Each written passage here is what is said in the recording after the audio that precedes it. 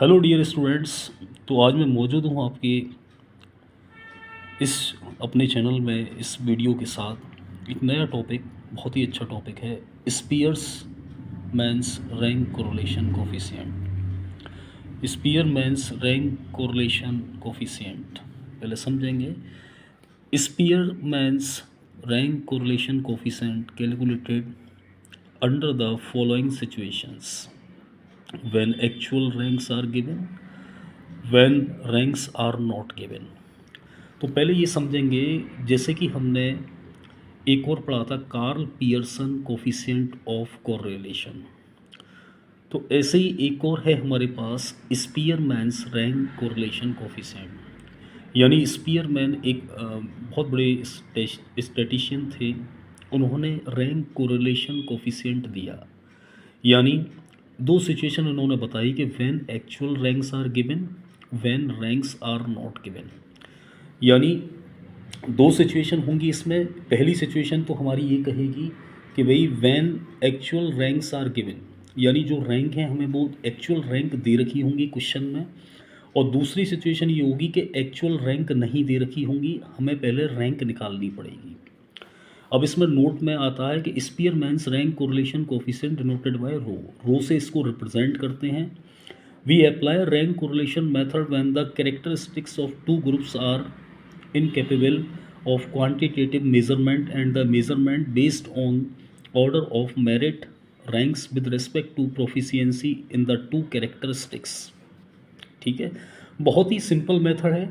आपको दो वेरिएबल की रैंक दे रखी होंगी और आपसे बोलेगा कि रैंक कोरिलेशन कोफिशिएंट निकालो। ठीक है, केस नंबर फर्स्ट में वो कह रहा है कि when actual ranks are given, Spearman's rank correlation coefficient is given by rho is equal to 1 minus 6 summation d square divide by n into n square minus 1। जहाँ डी कह रहा है कि difference of two ranks R1 minus R2, n को कह रहा है number of observations. ठीक है, तो यहाँ पर जो समीशन डी स्क्वायर जो आपको दिखाई दे रहा है, इसमें जो डी है ये क्या है, डिफरेंस ऑफ टू रैंक्स। यानी दो रैंक दे रखी होंगी R1 और R2, उन दोनों के बीच का डिफरेंस है। एन है नंबर ऑफ ऑब्जर्वेशंस। और रो तो है ये हमारा Spearman's rank correlation coefficient.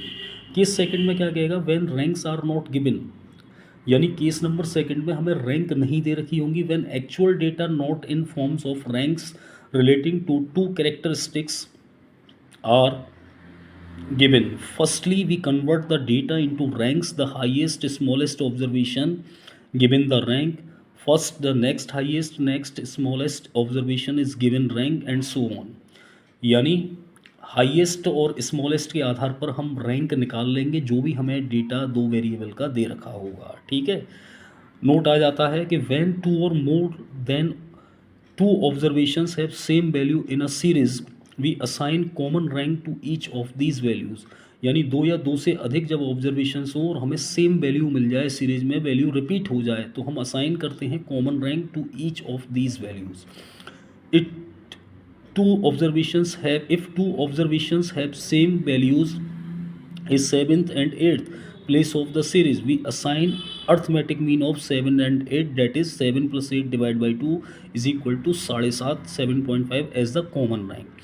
Spearman's rank correlation coefficient is given by rho is equal to 1 minus 6 summation d square plus m1 into m1 square minus 1 divided by 12 plus m2 into m2 square minus 1 divided by 12 plus m3 into m3 square minus 1 divided by 12 plus dash dash dash upon n into n square minus 1, where m is the number of times rank is repeated. यानी rank कितनी बार repeat हुई है, M वही चीज़ है। ठीक है, अब एक एग्जाम्पल पर आते हैं, न्यूमेरिकल पर आते हैं इसके।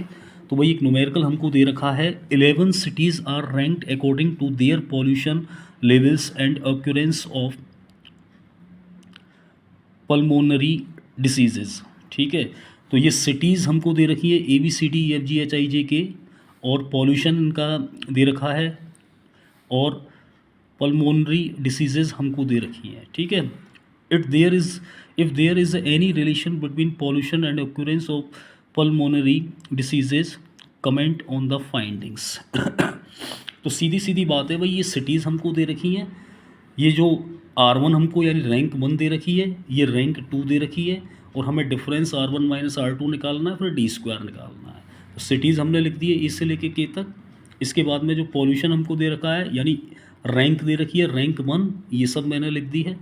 इसके बाद में पल्मोनरी डिसीजेज़ जो दे रखी है, ये रैंक 2 का R2 का काम करेगी, R2 को लिख दिया है यहाँ पर।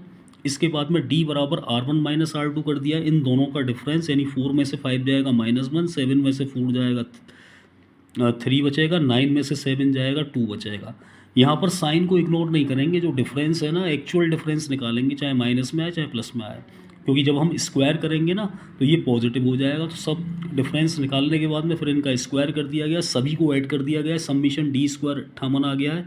और यहाँ पर जो फॉर्मूला होता है रैंक कोरिलेशन कोफिशिएंट रो बराबर 1 minus 6 summation d square divide by n into n square minus 1, यहाँ वैल्यूज़ को पुट कर दिया गया है। पुट करने के बाद में कैलकुलेट कर दिया गया है और आंसर हमारा आ गया है 0.74, जो कि हमारा स्पीयरमैन्स रैंक कोरिलेशन कोफिशिएंट कहलाएगा। आई होप कि आपको वीडियो समझ में आई होगी। यदि समझ में आई है तो चैनल को सब्सक्राइब कर दें, वीडियो को लाइक कर दें। Thank you very much. मिलते हैं अगली वीडियो में।